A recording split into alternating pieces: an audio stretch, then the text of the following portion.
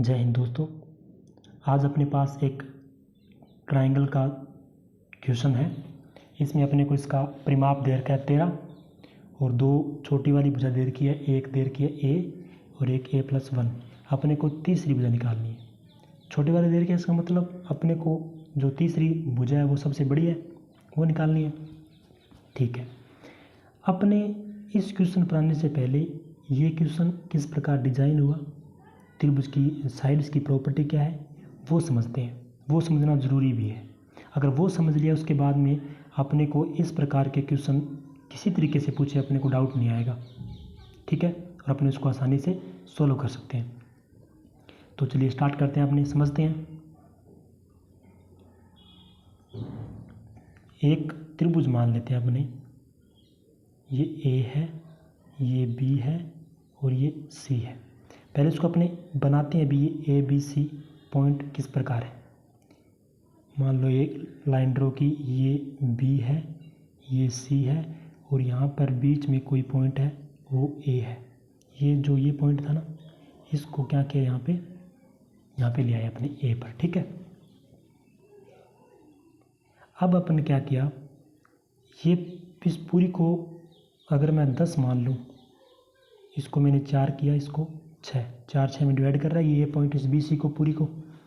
अब इस A को अपन क्या करते हैं, ये जो A है इसको उठाते हैं और यहाँ रखते हैं, क्योंकि अगर तीनों बिंदु एक ही रेखा पर है तो वो त्रिभुज तो बनेगा नहीं। त्रिभुज को बनने के लिए क्या जरूरी है, ये A वाला पॉइंट ऊपर जाए, कुछ यहाँ पे होए।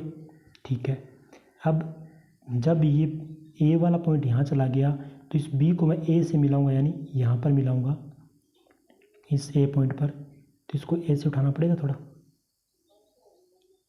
और इधर ये AC है, इस C को मैं इस A पॉइंट से मिलाऊंगा इस वाले से, तो यहाँ पे इसको ऐसा उठाना पड़ेगा थोड़ा। ये पॉइंट था यहाँ पे, तो इसको ऐसा उठाना पड़ेगा। यानी ये जब ये 6 थी और जब ये 4 थी, जब वापस यहाँ पे लेके आ रहे इस वाले पॉइंट पे, इस वाले पे, तब तो ये ओवरलैप हो रही है, रेखा बन रही है सीधी। बल्कि जब अपन ये A पॉइंट को इधर शिफ्ट कर दिया ऊपर, जब भी अब ये मिलाएंगे ना C से A की ओर और B से A की ओर, तो इनके बीच में ये गैप होगा कुछ ना कुछ, ये भुजाएं छोटी पड़ जाएंगी।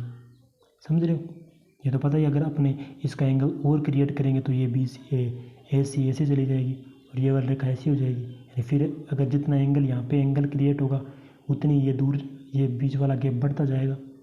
वापस लेके आएंगे नीचे तो ये ओवरलैप होके BC बन जाएगी पूरी की पूरी। समझ रहे हो, तो ऐसा करने के लिए अपने को यहाँ पे A पॉइंट पर 1 मिनट इसको साफ कर लेते हैं अपने।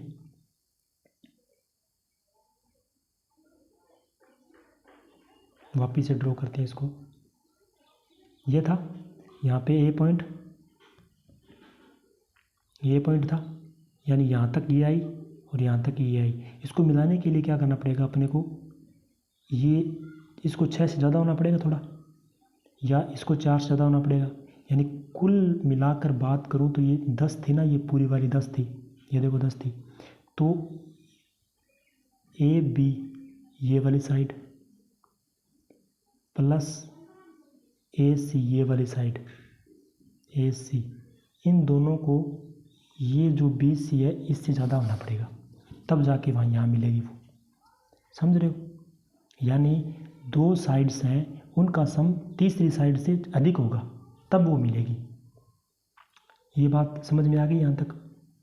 अपने इसको लिखते हैं, जैसे इधर लिखें तो क्या हुआ, अभी अपने क्या समझ कर आए कि कोई त्रिभुज है A B और C, इसमें दो साइड्स का सम, मान लो AB प्लस BC, AB और BC, इन दोनों का सम किससे ज़्यादा होगा, AC ज़्यादा होगा ना, AC से ज़्यादा होगा।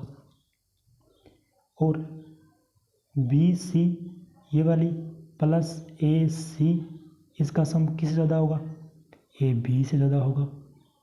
इसी प्रकार AC प्लस AB, इसका सम किससे ज़्यादा होगा, BC से अधिक होगा। समझ रहे हो, ये तीन अपने पास प्रॉपर्टी आ गई a b plus b c, यानी किसी भी त्रिभुज में किन्हीं दो साइड्स का सम तीसरी भुजा से हमेशा बड़ा होता है।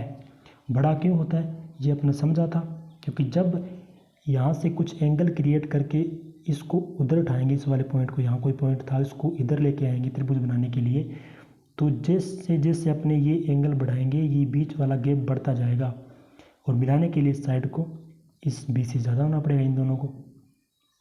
समझ रहे हो ना इस बात को? यानी कम से कम इससे चाहे कुछ थोड़ा सा भी ज़्यादा हो लेकिन ज़्यादा होना पड़ेगा। ठीक है, ये बात अपने समझ गया। अब देखो, अगर क्वेश्चंस की बात करें तो अपने को दे रखा होगा कोई दो साइड, एक साइड, परिमाप, कुछ भी, तो अपने को अगर परिमाप दे रखा हो तो क्या कंडीशन होगी? देखो, अपन ये समझ कर आए थे कोई भी ट्रायंगल में दो साइड्स का सम तीसरी से ज़्यादा होगा, ये समझ कर आए थे ना। यानी अगर पूरा परिमाप क्या होता है त्रिभुज का, परिमाप तीनों साइड्स का योग होता है। यानी ये अगर ए है, ये बी है, ये सी है, तो परिमाप क्या होगा इस कंडीशन में? A b plus b c plus c a, यानी तीनों जो भुजाएं हैं उनका जोड़ होगा, वो परिमाप होगा। अब आप देखो, अगर मैं सबसे लंबी वाली भुजा, मान लो ये सबसे लंबी थी बी ए सी, सबसे लंबी वाली भुजा कितनी हो सकती है? अगर इस परिमाप का मैं अर्ध परिमाप निकालूं, आधा परिमाप, तो जो सबसे लंबी वाली भुजा है वो आधे परिमाप से, अगर आधा परिमाप हुई सबसे लंबी वाली भुजा, जैसे मान लो अपने इसको उदाहरण से समझते हैं। अगर कोई त्रिभुज है, जैसे पीछे लेके चले थे अपने, एक भुजा 10 थी, ये भुजा मैंने कहा था ज़्यादा होना पड़ेगा, यानी 6 से ये 7 होगी मान लो, और ये भुजा 4 ही मान लो, क्योंकि दोनों का सम ज़्यादा हो रहा है, यानी 4 और 7 का सम 10 से ज़्यादा हो रहा है ना। ठीक है, तो ये एक त्रिभुज बन सकता है आसानी से, कोई दिक्कत नहीं है इसमें। अब आप देखो, सबसे बड़े वाली भुजा और परिमाप का क्या संबंध होता है? अगर परिमाप की बात हो तो इसका परिमाप कितना है? 21 परिमाप है इसका, 21 परिमाप है। और इसका आधा परिमाप क्या होगा? अर्ध परिमाप। अर्ध परिमाप होगा इसका 21 में 2 का भाग दिया, कितना हुआ? 10.5। यहाँ से अपन ये समझ कर आए हैं भी जो सबसे लंबी वाली भुजा है ना, वो 10.5 नहीं हो सकती, 10.5 से कम होगी। समझ रहे हो? क्योंकि अगर ये 10.5, ये वाली 10.5 हो जाए तो ये वाली और ये वाली, इन दोनों का 10.5 हो जाएगा, दोनों जोड़ 10.5 हो जाएगा। तो अपने कहा था बराबर नहीं होना चाहिए, जहाँ तो ज़्यादा होना चाहिए, बस ज़्यादा हो सकता है, बराबर नहीं हो सकता ना। तो यहाँ से अपने को ये समझ में आया कि अर्ध परिमाप से सबसे लंबी वाली भुजा अर्ध परिमाप से कम होगी। ठीक है, अभी जब इसका अर्ध परिमाप कितना आया था? 10.5, तो वो भुजा 10 हो सकती है, सबसे लंबी वाली भुजा 10 होगी। क्यों होगी? क्योंकि ये चीज़ अपन पढ़ के आए हैं, इसको एक और बार रिवाइज कर लो कि अगर दो भुजाओं का सम तीसरी भुजा के बराबर है तो भी त्रिभुज नहीं बनेगा। अगर दो भुजाओं का सम तीसरी भुजा से कम है तो भी त्रिभुज नहीं बनेगा। कंडीशन क्या होगी कि दो भुजाओं का सम तीसरी भुजा से अधिक होना चाहिए।